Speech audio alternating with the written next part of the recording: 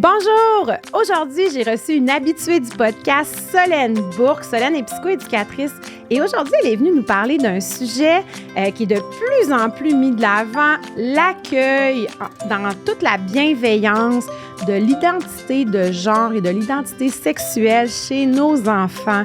Comment on fait pour bien accueillir ça, pour que notre enfant se sente bien dans son milieu, dans sa personne, qu'il puisse finalement être lui-même.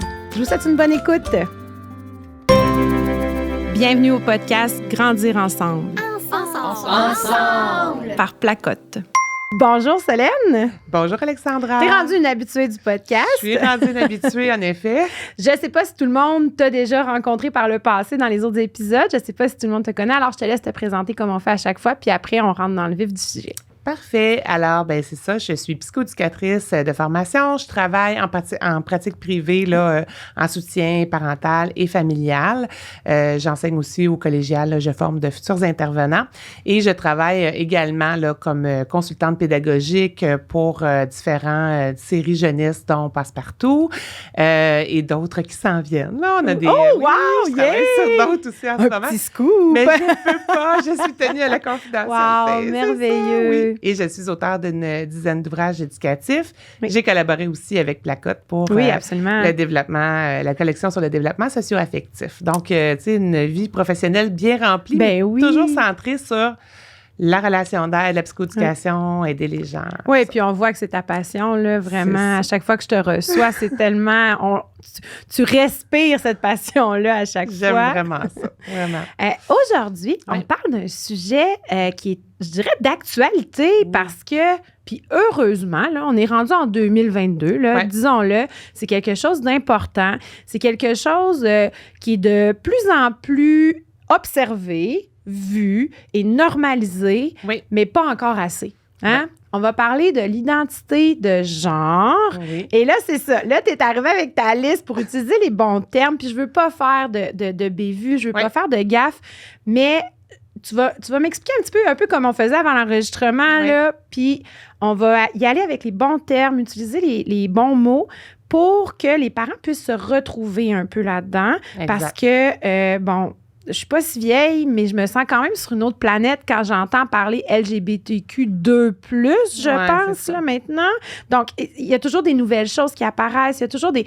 Puis, même si on veut se renseigner, même si on s'intéresse au sujet parce que, on veut être ouvert, on veut accueillir nos enfants, ça change et tout ça. Donc, aujourd'hui, on va utiliser en espérant les bons termes, on va essayer du moins, pour que les parents puissent accueillir leur enfant, peu importe qui il est, dans toute la bienveillance possible pour que cet enfant-là, ensuite, puisse faire sa vie en étant qui il est réellement. C'est ça. Donc, allons-y. Donc, en fait, c'est que les enfants, naissent tous avec un sexe biologique à la naissance. Donc, c'est le sexe qui est attribué à la naissance, qui est un sexe masculin ou féminin. Ce qu'on voit à l'échographie, hein? J'attends un petit gars, j'attends une petite fille. C'est sûr qu'il va y avoir des particularités. Des fois, il y a des enfants là, que, ils sont comme entre les deux. Ils peuvent porter des gènes des deux sexes et tout ça, mais on ne tombera pas dans ces particularités biologiques-là. Mais disons qu'on va y aller avec le binaire, là, c'est-à-dire garçon et fille. Ça, c'est le sexe attribué à la naissance. Ensuite de ça, va se développer chez l'enfant, je dirais entre 18 mois et 6-7 ans, ce qu'on appelle toute l'identité de genre en différentes étapes. Donc, l'identité de genre, c'est à quel sexe je m'identifie comme enfant, comme humain. Alors, la première étape qui va se passer habituellement entre 18 mois et 3 ans, c'est la conscience du genre. Avant 18 mois, l'enfant, il n'est pas trop conscient qu'il y a des garçons, des filles. Là, à partir de ce moment-là, il va commencer à réaliser qu'il y a des garçons, qu'il y a des filles qui ne sont pas faites pareil au niveau biologique, mais même aussi au niveau de certains comportements. Tu sais, les petites filles vont porter des couettes, vont comme porter attention à certains attributs ou certaines caractéristiques physiques qu'on va observer. Oui. Donc, là, on parle des caractéristiques physiques stéréotypées vraiment. Oui. Là, c'est ça. Donc, un enfant, par exemple, de 2 ans qui verrait passer un enfant de 5-6 ans avec des lulus puis une robe pourrait dire c'est une fille. Exact. Même si c'est un garçon. Oui.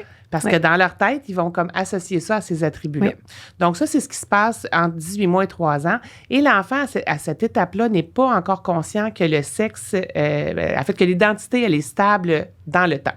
Oui. C'est-à-dire qu'il pourrait se lever un matin puis dire « je suis une fille » ou « je suis un garçon » ou vouloir s'habiller en robe et tout ça. Il va comme beaucoup explorer. Et ça, à cet âge-là, c'est tout à fait normal. Peu importe après, notre enfant va être qui. C'est ça. C'est ça. Les enfants explorent. C'est ça. Et il y a des enfants dans le bain qui vont faire des blagues, les petits garçons qui vont comme cacher leur pénis entre leurs jambes et dire « regarde, j'ai une vulve » ou surtout s'il y a une petite sœur, tout ça, une grande sœur, ils vont comparer.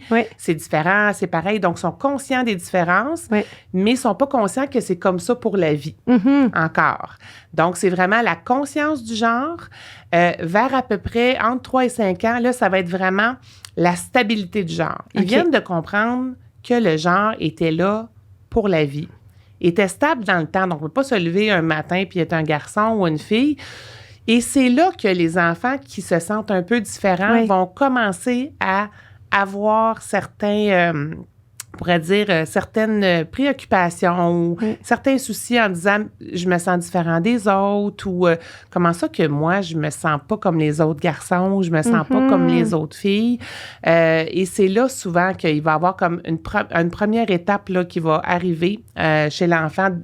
Et là, ça va tomber dans ce qu'on appelle l'expression du genre. Au début, souvent, l'enfant va s'exprimer, puis on reviendra sur l'expression du genre après, mais je vais continuer dans l'identité, puis je veux pas qu'on se perde trop. Donc, l'identité de genre... 3-5 ans, il est conscient que c'est stable dans le temps. Et souvent, à cette étape-là, va avoir des comportements très stéréotypés au genre auquel il s'identifie. Donc, la petite fille qui s'identifie comme petite fille, elle va vouloir porter des robes de princesse, du rose, des couettes dans les cheveux, des lulus, ça va briller. Ça va briller. Et il y a bien des mamans, des fois, qui disent « mais je sais pas de où elle a pris ça, parce que moi, je porte pas de robe, je me maquille pas. » Puis là, ma fille, le maquillage, les robes de princesse, elle y va vraiment à fond. Et c'est normal, ça fait partie de cette étape de développement-là. C'est comme si on dirait qu'ils sont en train de vouloir se confirmer dans ce genre-là de, bon, la petite fille aux filles, les petits garçons qui vont être en super-héros, pompiers, ils vont vraiment mettre des uniformes ou vouloir de travailler dans la construction, avoir le petit mini établi comme papa ou tout ça. Fait que là, on va vraiment avoir l'identité qui va souvent s'associer aux parents du même sexe. Oui, OK. Et ensuite de ça... Donc, à ce niveau-là, si papa, par exemple, lui, fait du tricot, ben ça se peut le que petit garçon va faire ça. Oui. C'est ça, c'est beaucoup. Il va s'identifier à ce qu'il connaît de surtout son papa, sa maman. Exactement. OK, donc, par exemple, si la maman, c'est toujours elle qui passe la tondeuse, ben il va dire, moi, je suis une maman, je passe la tondeuse. Oui, OK. Puis exact. Puis j'imagine qu'un enfant qui a 2 mamans ou 2 papas va s'identifier à l'autre sexe le plus proche, un oncle, une tante ou peu importe. C'est ça. Okay, donc, quelqu'un, par exemple, qui aurait 2 papas ou 2 mamans, ben il y a des gens autour auxquels il va s'identifier et tout ça. Et pourrait justement s'associer à des comportements de des 2 parents, de maman ou l'autre maman, puis c'est correct aussi. Là, dans le sens où, là, je suis comme ma maman Marie parce que je fais ça, puis là, je suis comme ma maman OK. Fait que c'est vraiment... Josée pour ça. C'est ça. Ils s'identifient vraiment proches des gens qui connaissent, qui sont proches d'eux. Puis, mais tout en gardant les petits stéréotypes là, qu'on voit à la télévision, beaucoup, qui est encore beaucoup présent. Là. C'est ça. Peut-être que... Tu sais, j'ose espérer qu'avec les générations qui vont passer, il va y avoir un peu moins de cette étape-là de stéréotypes. Je pense qu'on est plus ouvert maintenant. Absolument. Mais ça reste encore assez... c'est encore très présent pour pas que ça ait un impact. Mais il y a un effort. Tu sais, je regarde, par exemple, certaines compagnies, par exemple, qui vont comme éliminer, justement, on voyait les Lego roses puis les Lego bleus. Absolument. Ils sont en train tranquillement de travailler là-dessus. On travaille sur la diversité aussi corporelle. Donc, peut-être que cette phase-là va être un petit peu moins visible, du moins. Ça va peut-être être plus à l'adulte responsable de l'enfant auquel l'enfant va s'identifier. Plus, OK, parfait. Je dirais qu'à l'étape où on en est présentement, là, en 2022, ce qui est intéressant de cette étape-là, c'est que maintenant, on va beaucoup moins réagir si un petit garçon s'identifie en disant « Hey, moi, je suis une princesse » ou tout ça. Absolument. On va beaucoup moins en tout cas, on va beaucoup moins réagir en lien avec ça. Puis je vais revenir avec des petits exemples de ça tantôt. J'ai des bons exemples, moi aussi. C'est ça. Donc là, je veux juste faire les étapes. Allons-y. À partir de 5-6 ans, là, on va plus travailler sur la consolidation consolidation ou la constance du genre. OK. Donc là, l'enfant, il est vraiment conscient que le genre ne change pas, peu importe les caractéristiques physiques. Donc, un garçon peut avoir les cheveux longs, c'est un garçon pareil. Oui. Ça ne veut pas dire qu'il veut devenir une fille parce qu'elle a les cheveux longs. Oui. Ou une fille pourrait être très sportive, avoir comme des caractéristiques plus masculines, les cheveux très courts et quand même être une fille. Fait qu'il comprend ces aspects-là. Okay. Donc, c'est les 3 étapes que je voulais qu'on aborde avant d'aborder des exemples. Oui, parce que souvent, les parents rapportent moi, il m'a dit qu'il était une fille dans son bain, qu'il voulait être une fille, puis comme sa sœur, comme sa mère. Mais là, ce qu'on comprend là, c'est que ça signifie absolument rien pour la suite des choses. C'est normal, donc on accueille ces commentaires-là. On peut même embarquer dans le jeu avec l'enfant, dire « Ah oui, tu vas faire disparaître ton pénis. » Ah ben coudonc. Puis c'est plus sous forme d'exploration à ce moment-là. Puis on y va avec, je comprends que tu aurais vraiment envie d'être une fille. Oui. C'est sûr que ton pénis, on peut pas l'enlever. Ben non, c'est mais qu'est-ce qu'on peut faire pour que tu sois bien? Est-ce que tu aurais envie d'essayer une robe? Est-ce que tu aurais envie des trucs comme ça? Parce que moi, dans cette étape-là, c'est ça, j'ai une fille qui est 2 ans plus âgée que mon garçon. Et ma fille faisait du ballet. Et mon gars marchait à peine, qui enfilait les tutus de sa sœur. Oh oui! Puis on a des photos de Thomas, couche et tutu, tu sais, vraiment. C'est très mignon. Et après ça, il a commencé à nous dire, justement, quand il a commencé à parler, 3-4 ans, qu'il trouvait vraiment plus belles les jaquettes de sa sœur que ses pyjamas à lui. Tu sais, parce qu'il y avait des petites fleurs dessus, puis des trucs comme ça. Il aimait mieux ça. Il aimait mieux ça. Puis au niveau des déguisements d'Halloween, il trouvait que les déguisements pour les garçons, c'était inintéressant. Même les vêtements étaient comme... Les filles ont beaucoup plus de choix que les garçons. Les garçons, c'est genre pantalon, short, salopette. Les filles, ça peut être une robe, une jupe. Tu sais, il y avait comme tout ça qui sortait. Puis je disais, ben t'as raison, tu sais. Fait qu'il empruntait souvent les vêtements de sa sœur ou à l'Halloween, on a comme magasiné des robes de princesse parce que c'était ça qu'il voulait. Fait que je pense quel beau moment à l'Halloween pour le faire, là, je veux dire. C'est ça. Fait que... Puis, dans ces moments-là, je pense que ça a passé assez bien. Mon fils ayant presque 17 ans aujourd'hui, je dirais que c'était plus difficile, mettons, quand on sortait à l'épicerie puis qu'il décidait de sortir avec sa robe de belle. Tu sais. Alors que ma fille, qui avait la même robe 2 ans avant, personne, le monde disait « Oh, elle est bien cute! » Mais mon gars qui faisait ça, on avait des regards. Ça, c'est sûr. Puis moi, dans ma tête, oui, ça me faisait de quoi, mais en même temps, je me disais « Non, je vais le laisser être ce qui est. » Puis tant pis pour ce que les gens pensent, parce que moi, je trouve que c'est plus important que mon enfant soit bien que le regard des autres. Mais tu sais, faut être capable de se dire ça, ce qui est pas facile. Non. Parce que moi, anecdote, mon coco a décidé pour se mettre chic, la journée chic à l'école, d'y aller avec une robe de sa sœur. OK. Puis il est parti le matin, puis moi, je lui avais dit, tu sais que ça se peut qu'il y ait des gens qui fassent des commentaires. Exactement. Qu'est-ce que tu vas dire? Il va dire, ben moi, j'avais le goût de mettre ma robe. J'ai dit, OK, parfait. Vas-y. Quand il est revenu sur l'heure du midi, moi, j'étais certaine qu'elle allait dire « Hey, là, je me change, là, ça suffit. » Il est revenu en disant « Regarde ce qu'elle m'a montré. » Puis il s'est mis à tourner sur lui-même pour que sa robe... Tu sais, les amis avaient embarqué avec lui, puis il avait été super bien reçu. Puis il a continué sa journée chic en robe, tu sais. En fait, c'est pas vrai. Il l'a enlevé parce que ça rentrait moins bien dans ses pantalons de neige, là, tu sais. Mais il était bien. Il était bien dans sa robe. J'ai l'impression que tranquillement, là, tu sais, ça bouge, là, ça bouge. Puis en même temps, c'est ça. Puis j'ai même posé la question à mon gars en jasant avec lui parce que je lui demandais un peu l'autorisation pour parler de en son parler, histoire. Exact. Puis je disais, parce que justement, lui, il est allé à la garderie où il s'est promené en robe de princesse là-bas. Puis ça faisait pas de cas. Tout le monde le connaissait depuis qu'il était bébé. Puis éducatrice comme enfant, ça allait. Thomas, il arrivait avec une robe de princesse, puis c'est normal. Quand il est arrivé à la maternelle, il voulait justement pour le premier Halloween, là, mettre une robe de princesse. Et j'ai fait un peu comme toi. Je lui ai dit, là, tu comprends que les gens, ils te connaissent pas. Ça se peut que tu aies des commentaires. Qu'est-ce que tu vas faire? Comment tu vas te sentir? Puis lui, il a dit, ben moi, je suis bien avec ça. Puis moi, j'ai toujours dit, tant que tu t'assumes, marche la tête haute, là. Tu sais, si c'est sûr que si tu arrives puis tu es gêné, puis le premier petit commentaire, tu baisses la tête, ben ça se peut que les gens prennent un petit peu d'emprise là-dessus. Fait que sois assuré. Ce que tu veux porter à l'école, fronte-le, tu sais, assume-le. Vas-y. Et Thomas, j'ai demandé, est-ce que j'ai bien fait de t'avoir dit ça? Puis il m'a dit oui, je pense que oui. Parce que justement, j'ai été comme préparée à peut-être des petits commentaires ou des trucs comme ça, sans que ça soit, tu sais, j'ai pas dit, il y a des gens qui peuvent être méchants. Non, c'est ça, juste dire. Ça se pourrait qu'il y ait des réactions. Tu sais? Puis lui, il était vraiment bon parce qu'en grandissant, mais je dirais 2e, 3e année, il y a eu des commentaires, il s'habillait un petit peu on pourrait dire, de façon marginale pour un garçon. Il y avait une petite coupe asymétrique, court d'un côté, long de l'autre. Il portait des salopettes avec des leggings en dessous, avec plein de motifs, tout ça. Gros foulard dans le cou. Il y avait un style. Il avait son style à lui. Ah oui.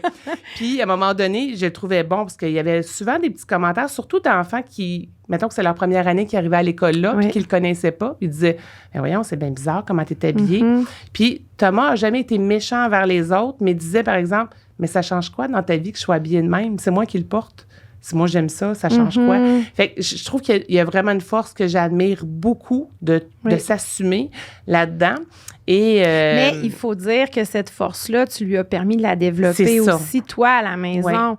Parce que, tu sais, par exemple, un enfant qui serait dans une autre famille où les stéréotypes sont encore très présents, c'est plus difficile comme parent d'accueillir tout ça. C'est pas facile. Puis, tu sais, en même temps, j'irai jamais dire que c'est un chemin facile pour moi comme maman. Parce qu'on le sait que tu sais que ton enfant... Tu sais, c'est pas...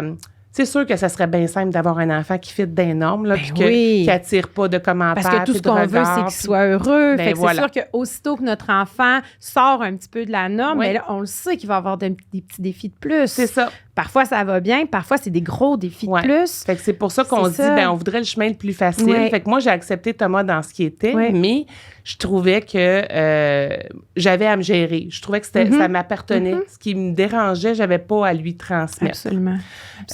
Donc, j'ai travaillé sur moi. J'en ai même parlé avec des intervenants que je connaissais, tout ça, parce que j'ai eu certaines inquiétudes. Je dirais quand il avait à peu près 4 ans, à un moment donné, où là, il commençait à dire que les vêtements de gars, c'était pas beau, tout ça. Je me suis dit, il s'opposait vraiment dans son corps de petit garçon. Et j'ai écrit à une psychologue que je connaissais en disant, OK, j'ai certaines inquiétudes. Elle m'a pisté sur certaines questions. Puis, ça a confirmé qu'il était bien dans son corps de garçon, mais que lui, c'était plus dans l'expression du genre. C'est-à-dire que Thomas, lui, il n'avait pas envie de se faire dire les pantalons, c'est pour les garçons, les robes, c'est pour les filles. Donc, là, c'est une autre affaire. On parlait tantôt d'identité de genre. Donc, Thomas s'identifiait comme un garçon. Il n'y avait pas de problème. Mais il y a des enfants que c'est l'expression du genre. C'est-à-dire qu'eux, ils n'ont pas envie d'avoir de barrière. Ils n'ont pas envie de se faire dire, ça, c'est un vêtement de garçon, ça, c'est un vêtement de fille, ça, c'est une coupe de cheveux de garçon, ça, c'est une coupe de cheveux de fille, ça, du vernis à ongles, c'est juste pour les filles, tu n'as pas le droit de t'en mettre. Ils veulent explorer.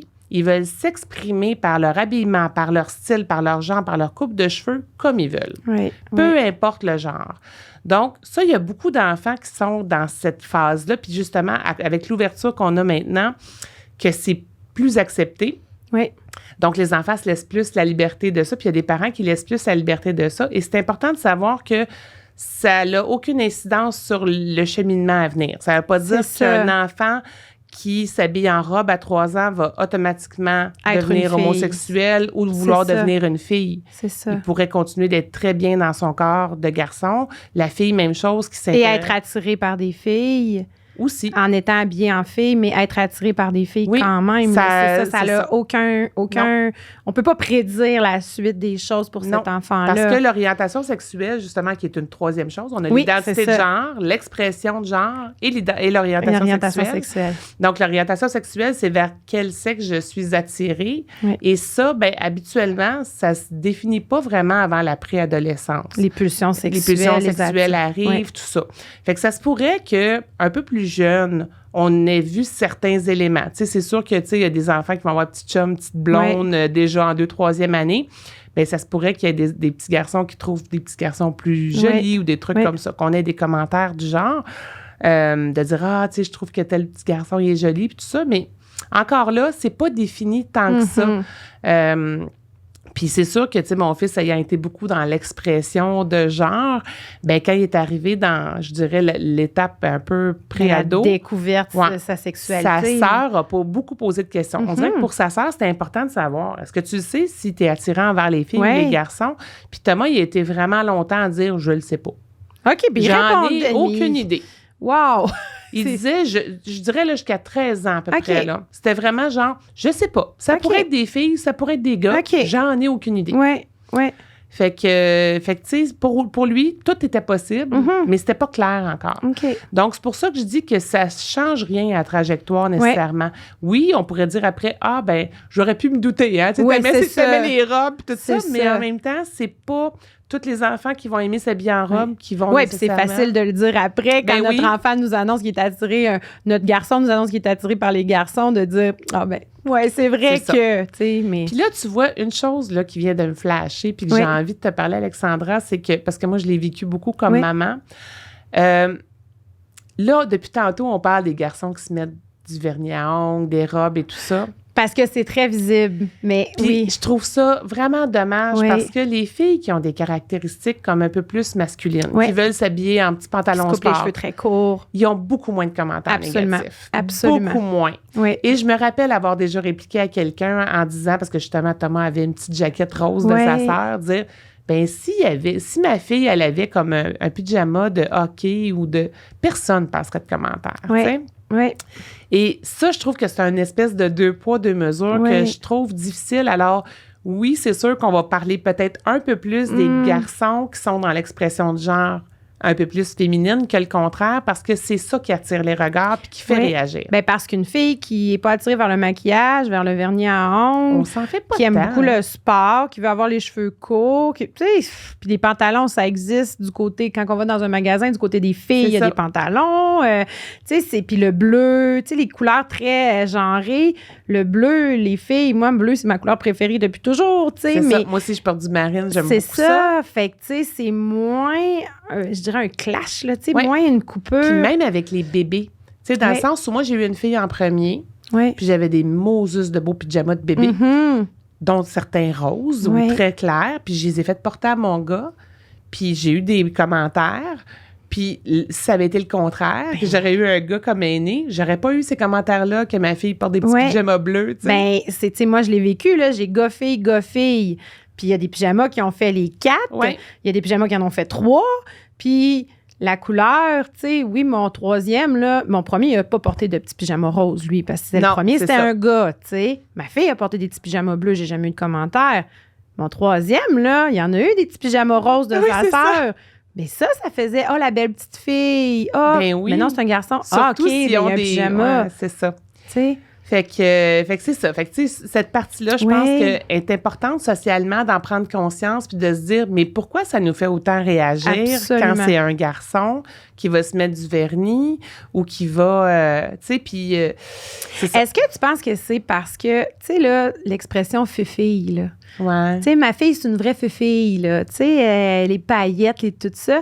Alors que ma fille, c'est un tomboy, là. C'est qu'elle fonce, ma fille. Tu sais, c'est quasiment positif pour une petite fille de se dire, elle prend sa place, elle se laisse pas, elle est super sportive. C'est vrai. Elle veut pas mettre de petites robes, puis tu sais, les petits ongles, tout ça, c'est pas, tu sais.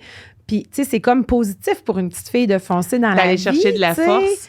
Ouais, oui, ça se peut. Ça se pourrait qu'il y ait quelque chose comme... Il y a quelque chose là à défaire, là, c'est sûr. Oui, j'ai l'impression que c'est ça. C'est comme si donner des attributs plus masculins à une petite fille, on y redonne de la force. Oui. Puis dans l'autre sens, c'est comme si on enlevait de la force. On l'affaiblissait. Oui, tu sais, il y a comme quelque chose, là, on dirait, de péjoratif pour les petits gars qui l'est pas pour les petites filles, alors que, tu sais, ça devrait être neutre pour tout le monde, là, finalement. Oui, effectivement. Oui, c'est vraiment intéressant. C'est ça. Fait que c'est intéressant de voir. Fait que ce qu'on peut dire, c'est que finalement, de façon générale, entre 18 mois et à peu près 6 ans, on va tranquillement voir le genre de l'enfant se définir. Oui.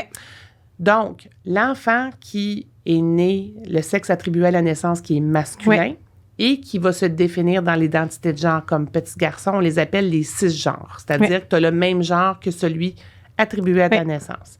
Si l'enfant commence à parler qu'il n'est pas bien dans son corps de petit garçon ou de petite fille, mais qu'il a plus l'impression d'être de l'autre genre et que ça perdure dans le temps, que c'est pas juste genre je joue à être un garçon ou une fille aujourd'hui, que ça perdure dans le temps. Là, on va parler de transgenre.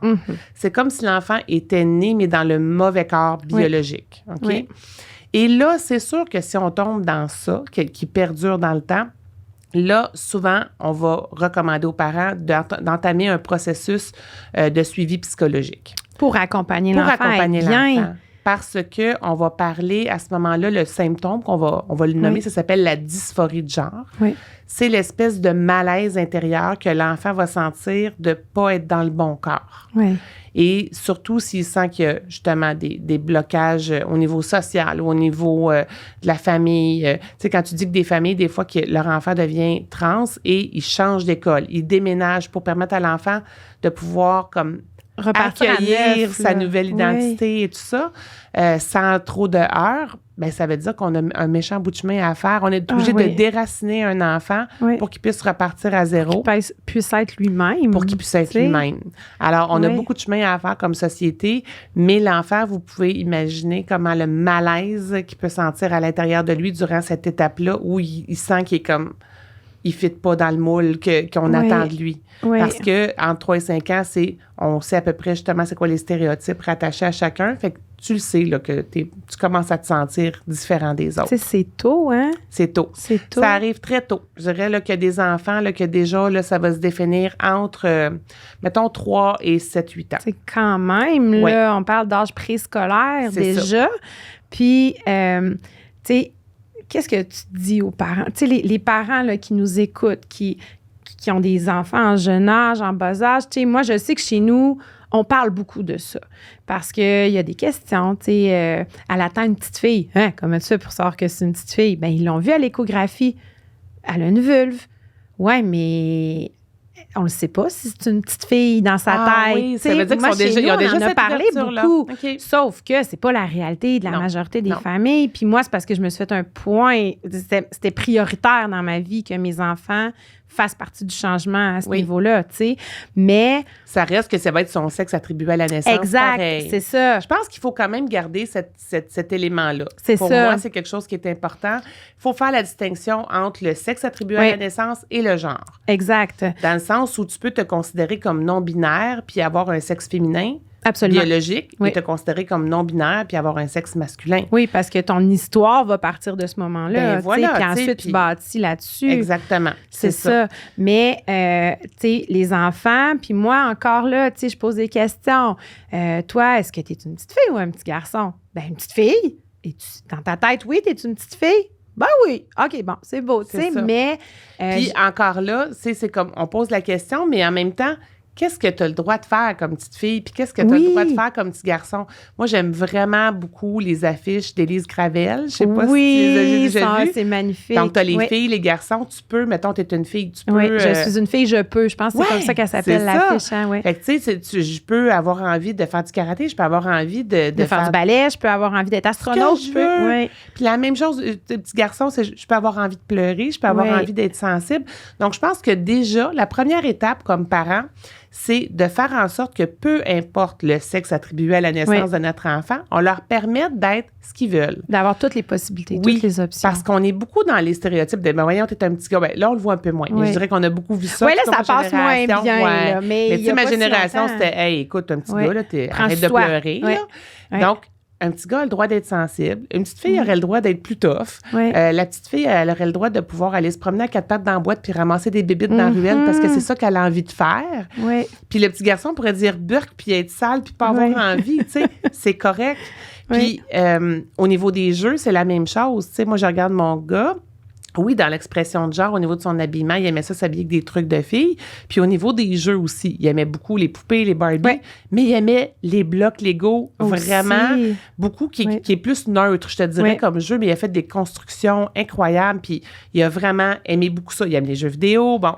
Fait qu'il y a des intérêts qui sont comme plus neutres, des intérêts qui sont plus féminins, puis d'autres qui pourraient être plus, mettons, masculins, mais on essaie de dégenrer de plus en plus les jeux, de se dire, ben c'est correct qu'un enfant va jouer... tu sais, un enfant qui s'en va jouer dans le coin poupée, par exemple, un garçon, ben il peut jouer autant au papa qu'à la maman, parce que maintenant, les papas aussi s'occupent des enfants, tu comprends? Fait que ça aussi, ça a évolué, dans le sens où les modèles sont plus les mêmes non plus. C'est ça, le garçon, il peut dire je fais de la cuisine comme papa, mais tu sais, un peu comme on disait tantôt. Il n'y a pas si longtemps, c'était pas la réalité, ça. Fait que c'est pour ça qu'il y a quand même une évolution qui permet cette ouverture-là davantage et je pense qu'on doit l'encourager. Absolument. De dire, ben oui, c'est vrai que tu es un petit garçon, mais tu sais, si tu as le goût d'avoir les cheveux longs ou si tu as le goût d'avoir une robe ou si tu as le goût de te déguiser en princesse à l'Halloween, go. Et puis on s'entend, là, moi j'ai l'exemple du ballet en tête ou du patin artistique, qui est très associé féminin, la robe, tout ça.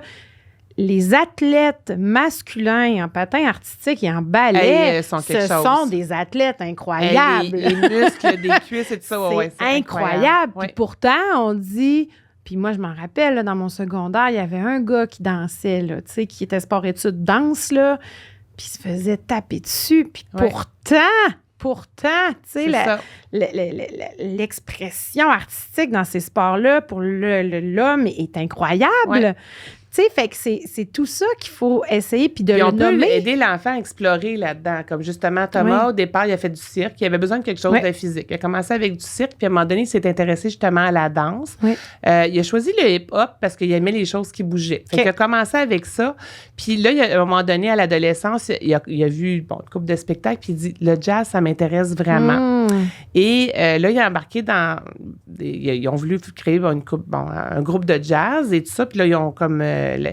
l'école de danse, a décidé de commencer à regarder ça ressemblait à quoi leur groupe de jazz, puis c'était quoi les possibilités. Et ils ont créé un groupe de jazz urbain de gars. Wow! Ils sont 6 gars ensemble ou 7, là.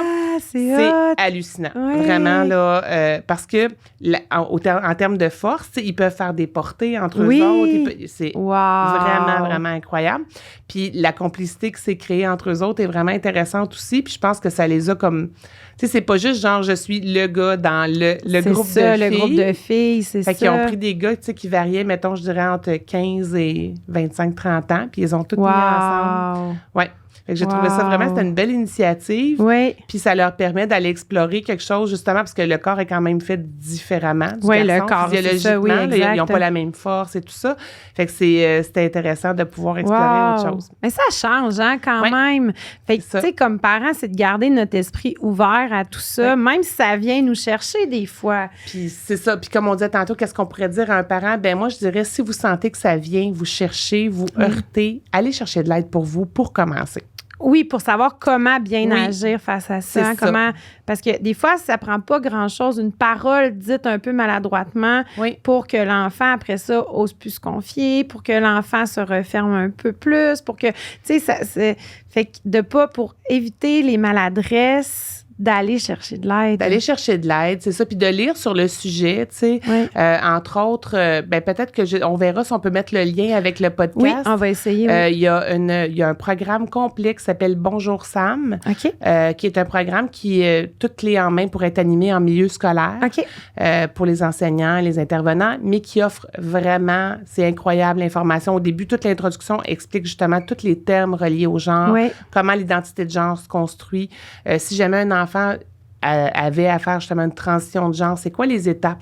Parce que justement, avec le support psychologique, ça se fait pas en une étape. L'enfant, il n'y aura pas des hormones pour arrêter la croissance, par exemple, des attributs féminins ou masculins. Oui, puis il faut que l'enfant soit certain que c'est ça qu'il souhaite aussi. Puis ça, j'imagine que ça demande pour lui une réflexion dans le temps aussi. Dans le temps. Parce qu'il y a des effets secondaires à tous ces changements-là pour sa personne à lui. Les effets secondaires physiques et psychologiques. Exact. Donc, ça prend de l'accompagnement, je dirais, pour les parents et pour les enfants. Mais si déjà, comme parents, on sent que notre enfant, par exemple, s'identifie à un genre autre que son sexe qu'il a eu à la naissance, puis que ça nous crée des malaises, je dirais que la première étape, c'est de se responsabiliser puis de dire, OK, moi, je suis pas bien avec ça, je vais chercher l'information nécessaire. Oui. Fait que soit que je vais lire sur le sujet, soit que je vais chercher des livres, même pour enfants, sur le sujet. Là, justement, on parlait d'Élise Gravel tantôt, elle vient juste de sortir un livre qui s'appelle Le rose, le bleu et toi. Oui, je l'ai vu, oui. Qui a été écrit avec Michael, je ne me rappelle pas le nom de famille, en collaboration, mais qui vient tout juste de sortir, puis qui est justement sur défaire les stéréotypes de genre. Donc, ça, juste d'avoir des livres comme ça à la maison, je dirais même les lire, nous, comme parents, ça peut nous aider à comprendre puis à se défaire de nos propres stéréotypes. Fait que ça, c'est la première étape. Puis, justement, quand on a des inquiétudes ou des préoccupations, ben on peut justement faire appel à un psychologue, psychoéducateur, du soutien vraiment parental pour nous, de dire, moi, j'ai besoin de comprendre qu'est-ce qui se passe en ce moment, puis comment agir. Puis peut-être un soutien pour défaire nos stéréotypes aussi, tu sais, un accompagnement psychologique psychologique aussi pour nous, pour comprendre pourquoi si on a un blocage à ce niveau-là, pourquoi nous, ça vient nous chercher tant que ça, tu sais. C'est ça. Parce que j'ose espérer que dans quelques générations, ça ne viendra plus chercher personne, puis tout le monde va être capable d'en discuter ouvertement. Mais bon, là, pour l'instant, on n'est pas là-dedans encore. Là. Oui. Ce qu'on voit actuellement, c'est des parents qui sont très à l'aise quand c'est dans le cocon familial. Ouais. C'est-à-dire, puis je vois souvent des papas là, avoir ce malaise-là, surtout en lien avec les petits garçons, de dire c'est correct, il peut porter une robe à la maison, puis tout ça, puis ils vont l'accepter tel qu'il est. Mais là, si on sort au magasin, par exemple, non, là, tu vas t'habiller. Parce que je pense que ce qui fait le plus mal, c'est le regard des autres. Absolument. Tout le temps. Oui. Puis c'est ça qui vient nous confronter. Comme adulte, hein, c'est la première chose. Quelqu'un qui jette un regard négatif sur notre enfant ou qu'on entend un commentaire ou qu'on voit les gens, c'est automatique. Notre petit cœur, il froisse, là. On a mal, là, tu sais. Je pense qu'il y a ça aussi de se dire, ben on peut commencer puis c'est correct aussi de se dire, ben regarde, moi, puis de l'expliquer à notre enfant, dépendant de l'âge qu'il a, de dire, bien, ça se pourrait qu'il y ait des commentaires à l'extérieur, puis j'ai pas envie de ça. Ça me fait pour de la toi, peine. Ça me fait de la peine. Fait qu'à maison, c'est correct, ou avec des gens qu'on connaît, ça va. Puis dans d'autres contextes, ben, gars, ça va être comme. Pour l'instant, c'est ça. Puis c'est correct de l'exprimer. Mais de l'exprimer en termes, pas par rapport à nos besoins à nous, mais de dire, je veux pas que toi, tu sois la cible de commentaires. Oui, puis là, on va voir, l'enfant peut nous réserver des belles surprises puis dire... Moi, ça me dérange pas. C'est ça. C'est ça. Un peu comme c'est ça. C'est comme je disais avec Thomas, à un moment donné, j'avais dit, ben toi, si tu t'en vas à l'école en robe puis que quelqu'un passe un commentaire, tu vas faire quoi? Ben je vais lui dire que moi, je suis bien en robe. OK, fine. Mais tu sais, ça me fait faut penser... leur faire confiance. Ben, c'est ça me fait penser à mon petit coco qui a les cheveux longs, blonds. Il ressemble vraiment à sa sœur, là. On dirait deux jumeaux. Puis... Là, maintenant, là, à chaque fois qu'il se fait dire « Ah, belle petite fille, tu sais, vous avez donc bien deux belles petites filles. » Tout de suite. Je suis un garçon. Tout de suite. Puis des fois, là, il va le répéter parce que des fois, la personne n'a pas compris, puis tout ça, puis elle va continuer. Est-ce qu'elle veut? Puis là, il dit « Je suis un garçon. » Puis il regarde la personne. Son identité de genre, elle est très claire. Il a quel âge? Là, il va avoir 8 ans. Son identité de genre, elle est très claire. Elle est très claire, mais il y a comme une expression de genre. Il s'habille en rose, il magasine du côté des filles. Puis tu sais, il met du vernis. Il n'y a pas lui, il n'y a pas de barrière. Là. Fait que lui, c'est dans l'expression du genre. Exact. Mais au début, je me disais, tu sais, il va se faire... Tu le sais que tu vas te faire dire que tu es une petite fille si tu te fais une couette, là. Oui. Parce que tu as les cheveux blonds, puis tu es pareil comme ta sœur. Qui, elle, est, tu sais, en rose, avec des paillettes et tout. Fait que c'est sûr que tu vas te faire dire que tu es une petite fille. Mais je vais leur dire, je suis un garçon. Parfait. Mais à chaque fois que... Puis moi, je me retiens pour pas le nommer à la personne. Oui. C'est lui maintenant qui le nomme. C'est correct. C'est lui qui le dit. Je pense que puis c'est tant important. Puis il m'a pas encore dit qu'il voulait se faire couper les cheveux. Ça a pas l'air de le déranger. Oui, parce que justement, nos enfants, je pense qu'ils... Ben, en fait, il faut les aider, là, des fois, au début. Oui. Mais justement, de dire, ben, est-ce que tu préférais, toi, avoir les cheveux courts pour que tu arrêtes d'avoir ces commentaires-là? Puis ça se peut qu'ils disent, ben non, moi, je les aime, mes cheveux longs. C'est ça. C'est correct, mais de lui offrir le choix, de dire, ah, j'ai vu qu'il y avait eu un commentaire encore tantôt. T'es-tu tannée, tu sais? Oui. Puis est-ce que tu penses que c'est correct de garder tes cheveux longs, même si tu as ces commentaires-là? Ah non, ça me dérange pas. Absolument. Absolument. Notre enfant va nous le dire, puis c'est là qu'on va voir le niveau d'aisance ou de malaise qu'il y a. Parce que oui, on est encore beaucoup centré sur justement ce qu'on voit. Oui. Donc, les gens vont voir justement un bébé dans un pyjama rose. Ah, la belle petite fille. C'est comme naturel. Oui. C'est pas avec des mauvaises intentions, jamais, là. Du tout. Fait que je pense que c'est important. Fait que d'aller justement chercher de l'information comme parent pour faire face à ses propres malaises, pour accompagner notre enfant, pour pas aller justement mettre des intentions de dire ah non, t'aimes pas ça les cheveux longs, ou ça fait 3-4 fois que t'as des commentaires, on va te couper ça. C'est ça. Si lui est bien là-dedans puis qu'il est prêt à assumer les commentaires qu'il reçoit, ben on va plus l'outiller pour faire face aux commentaires qu'il va recevoir plutôt que lui imposer quelque chose dont il n'a pas envie. Pour pas qu'il reçoive de commentaires. Exact. C'est ça. Exact. Fait que, ouais. Puis, tu sais, dans toute cette histoire-là, là, j'imagine aussi travailler en équipe comme dans tout, là, tu sais, avec les éducateurs de notre enfant, les professeurs à l'école. Pas gêner non plus pour, si notre enfant revient de l'école ou, tu sais, avec une peine parce qu'il s'est fait dire, passer un commentaire, pourquoi tu es en rose, pour les filles ou quelque chose comme ça, bien, de le nommer à l'enseignante pour que peut-être après, il va avoir un livre qui va être lu en classe, qui va faire toute la différence. Exactement. Puis il y avait eu, c'est ça justement, un épisode, Thomas devait être rendu probablement en 3e ou 4e année, où il y avait un garçon qui était assez nouveau à l'école, qui l'avait traité à plusieurs reprises dans la même semaine de gars-fille. OK. Puis, c'est ça. Puis, c'est Ariane qui m'en a parlé. Thomas m'en a pas parlé. Okay. Fait qu'elle m'a dit, là, ça fait comme quelques fois, puis il lâche pas, puis il est tout le temps après. Fait que quand j'en avais parlé à Thomas, j'ai dit, pourquoi tu m'en as pas parlé? Il dit, parce que ça me dérange pas. J'ai dit, mais en même temps, c'est comme il est tout le temps sur ton cas. Fait que je pense qu'il faut faire quelque chose. Oui. Je trouve ça important pour qu'il comprenne.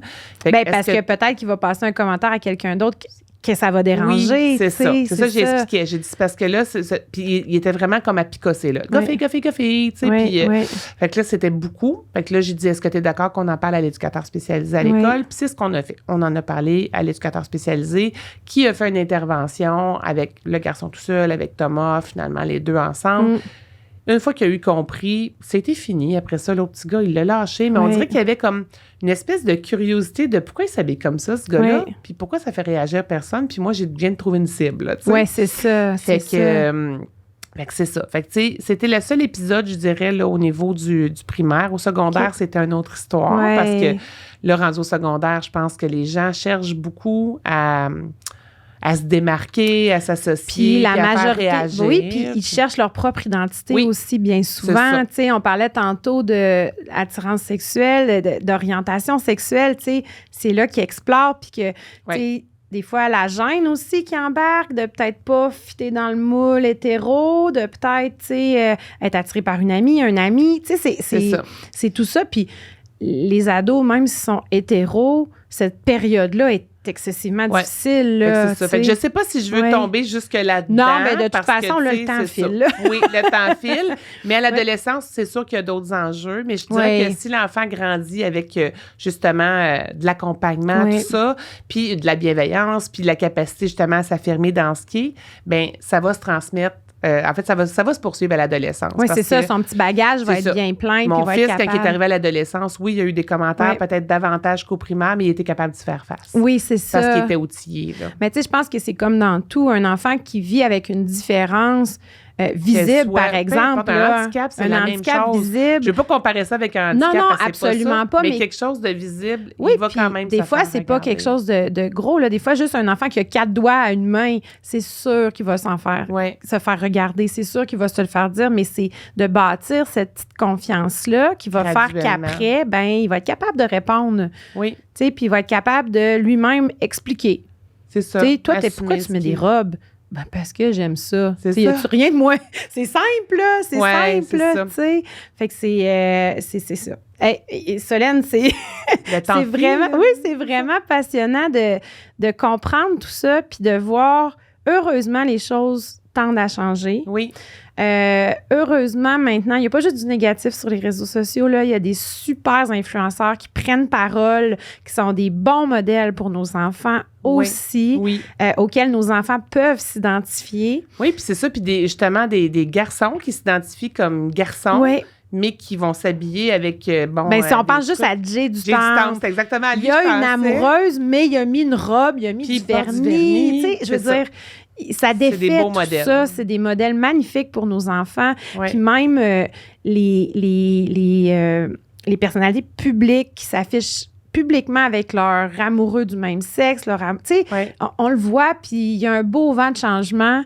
Puis j'espère vraiment que notre épisode d'aujourd'hui va avoir apporté un petit quelque chose à ce changement-là, à pour que ça continue, pour que nos enfants continuent d'être accueillis, peu importe qu'est-ce qu'ils portent, comment ils s'habillent, comment ils se peignent, comment ils se maquillent, puis qui ils sont finalement, là. Oui, c'est ça. L'important, c'est qu'ils soient bien avec ce qu'ils sont, puis qu'ils sentent que le regard que les gens ont envers eux ne change pas, peu importe l'expression ou l'identité de genre qu'ils vont avoir.